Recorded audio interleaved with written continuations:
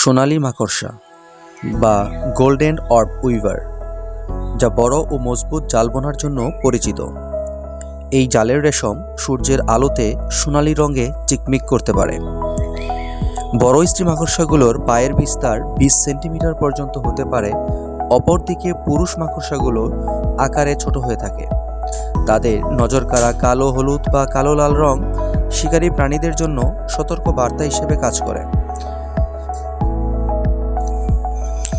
চিত্রা পেঁচা বা খুরুলে পেঁচা, যা গ্রীষ্মমণ্ডলীয় এশিয়ায় সাধারণত দেখা যায় এমন একটি ছোট্ট পেঁচা।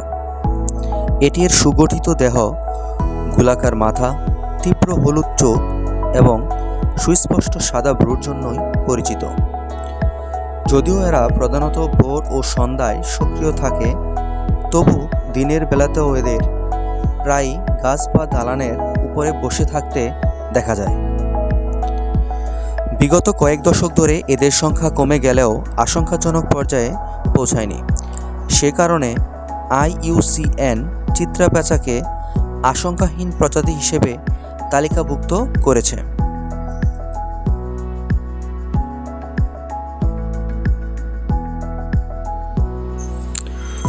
রুফাস ট্রি পাই, যাকে এর মরচে বাদামি পিঠ, কালচে কালো মাথা এবং ক্রমশ লম্বা হওয়া লেজ দেখে চেনা যায়। এই পাখিদের বন, বাগান ও শহরাঞ্চলে সচরাচর দেখা যায়। তারা তাদের উচ্চ স্বরের সুরেলা ডাক এবং সর্বভুক খাদ্যাভ্যাসের জন্য পরিচিত। ফিঙে পাখি বাংলার প্রাকৃতিক সৌন্দর্যের একটি অংশ। এই পাখি আমাদের দেশের সবচেয়ে পরিচিত পাখিদের মধ্যে একটি।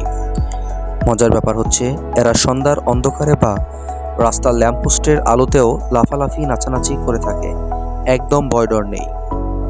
পৃথিবীতে 24 প্রজাতির ফিঙে পাখি পাওয়া যায়, যার মধ্যে বাংলাদেশে 6 প্রজাতির ফিঙে পাখি দেখতে পাওয়া যায়।